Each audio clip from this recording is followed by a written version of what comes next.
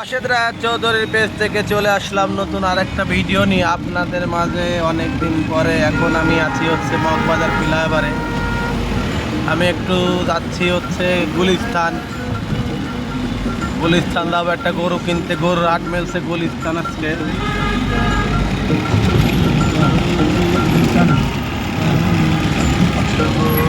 দেখেন ভিডিওটা করছি আপনাদের জন্য, অনেক কষ্ট করে ভিডিও বানাই।